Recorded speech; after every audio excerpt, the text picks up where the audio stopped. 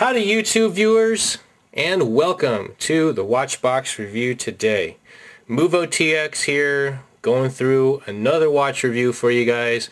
This time a long overdue review here. I've had this watch now for 2.5 years, and I've always wanted to post up a video review on my 47mm Homage. And that's basically all I'm going to call this watch, because of all the soap opera and drama and behind the scenes quote-unquote issues that always come up whenever you want to talk about watches like this openly on the internet and on websites and things like that. So I'm referring to this watch as my 47mm Homage. And it is what it is. There you have it. So you're seeing it on my 64mm wide wrist. It's not a lefty case. It is a standard crown on the 3 o'clock side of the case. I just wear it here on my right wrist because I normally do. That's just how I feel comfortable. But I switch back and forth. Wear it right or left, doesn't matter.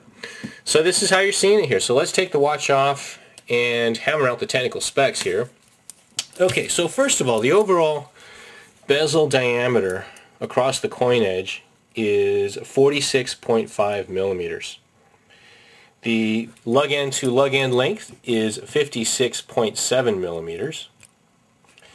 And the overall width, including the crown guard, is 54 millimeters across. The case thickness is 15.5 millimeters from the slight dome mineral crystal to the flat of the case back. So it's a very wide, flat case shape profile.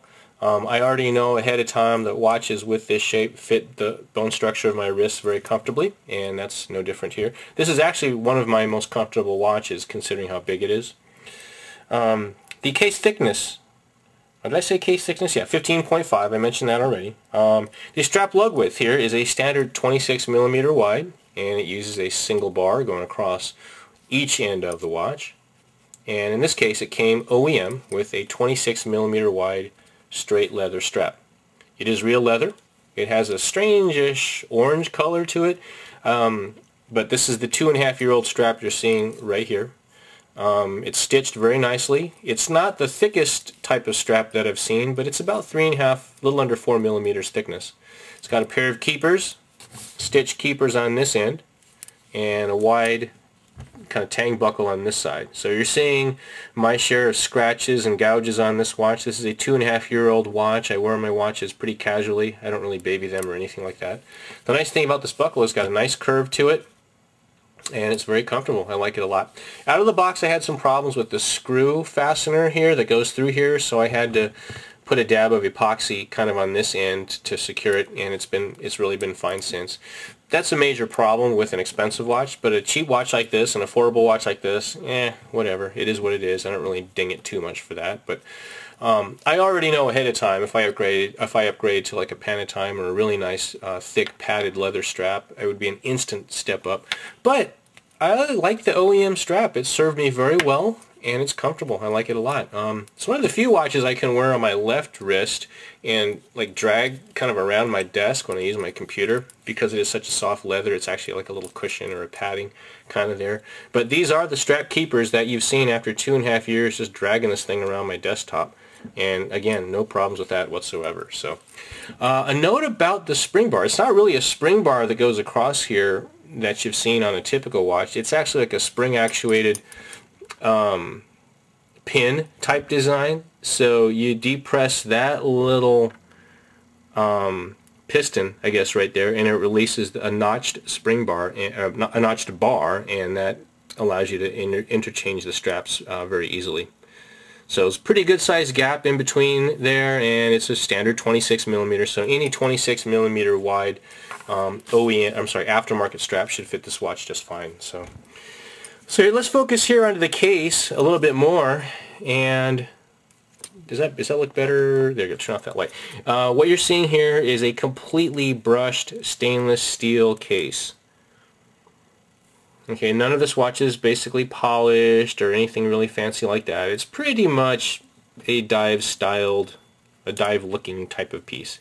Okay, it's not really a dive watch in any way, shape, or form. Okay, it has no water resistance specification that I'm aware of. I have gotten it wet a couple times washing dishes and washing my hands, things like that. I haven't had any problems with that. I just blot it dry, no problems there. But I don't take this watch in the water at all. So it is what it is. Okay, so there you have it.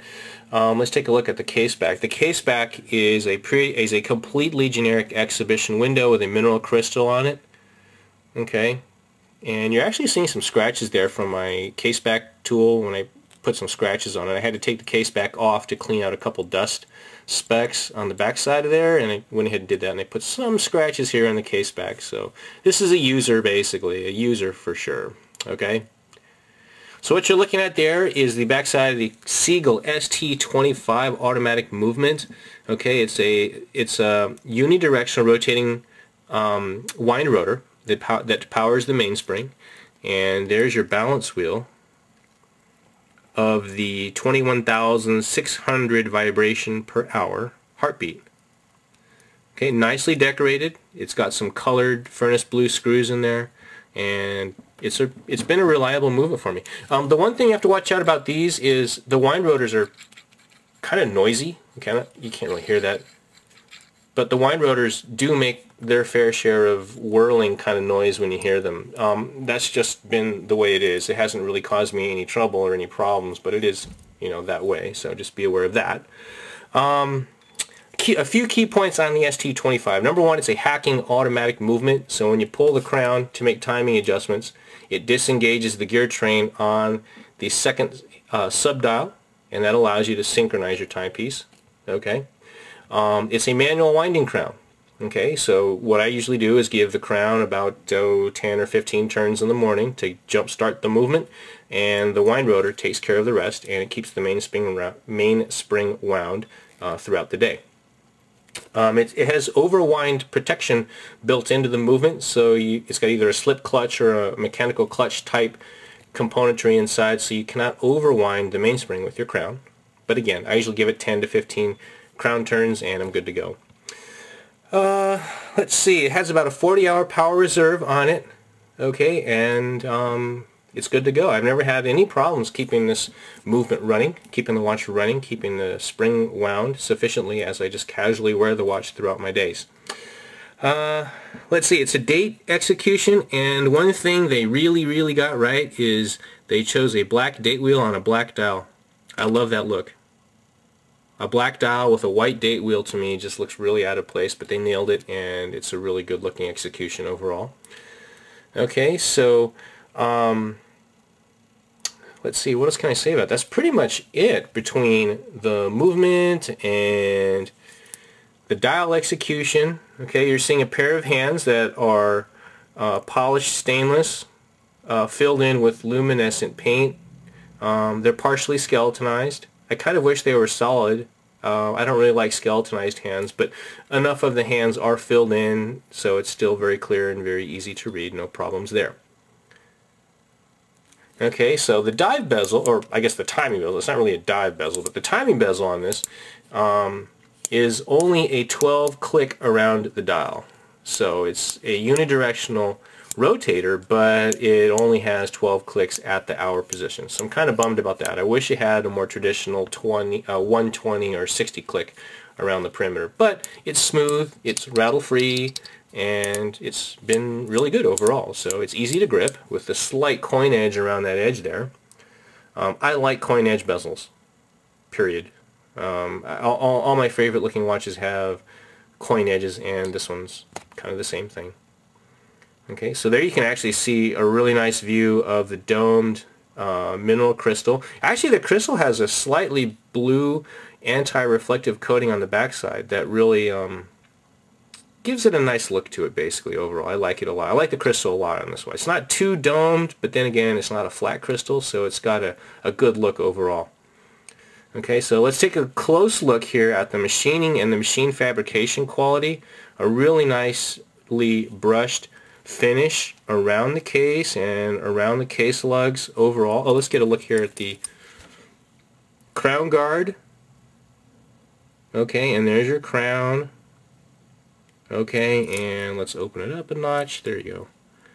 Some of these little crown guards have little rollers in them, but mine doesn't. It just kind of drags along the crown. Okay? No problems there at all. And let's get a close-up view at the 00 glow-in-the-dark pip around the timing bezel. So again, you're seeing scratches all around this bezel. Yeah, it does scratch, and I wear my watches pretty actively. It's seen its fair share of doorknob action, so to speak. So keep in mind this is a 2-year-old watch. And once again, another look into that dome crystal. Really, really cool look. I like dome crystals. A lot of people don't, but I like dome crystals. I think they really look cool when you look at the dial like off angle and that kind of thing. Okay, so this watch does have luminescent paint on the hands and the dial. It's really nothing to get excited over, so let's just pause here, dim the lights, and check out the lume. So you guys have seen me do this before. I lost my UV flashlight, so I'm just going back to my old standard LED flashlight here. Okay, there we go. Good enough. So the lume looks really good for a very, very, very short period of time. Okay, so what you're seeing here is still kind of what I would consider like a time-lapsed image, but basically, you know, my camera has a hard time picking up faint levels of glow, but basically what you're looking at would be like, you know, how your eyes actually see the watch after maybe 20 minutes, 15 or 20 minutes or so. So it's you know, fast fading basically. So this is not my brightest glowing watch by any stretch. In fact, don't buy these watches thinking, you know, anything with a high expectation for luminescent quality. I mean, lume properties, yeah, they exist, but they're really not what these watches are about. So okay, so there you have it. There's our lume. It is what it is. It fades fast, but heck, for this price range, okay, no big deal. Alrighty, so let's hit the lights again. So, you know, again, it's an affordable watch. I enjoy wearing it. It's not a water sport watch. Don't get them wet. And I like it. I enjoy wearing it. I wouldn't base an entire collection around these kinds of watches, so mainly because you're buying them from questionable sources around the world. You know, these basically a guy in a garage or a group of people in a garage making these things, or wherever they make them, who knows. But at any rate, you know, a lot of people do collect them, but I really don't. One or two in my collection. I'll probably get another one, but one or two is probably the most I really would care to have in my collection. So there you have it. Thanks a lot, guys, for sitting through this review. This has been a review of my 47mm Homage. I'll catch you guys later, and thanks once again for tuning in.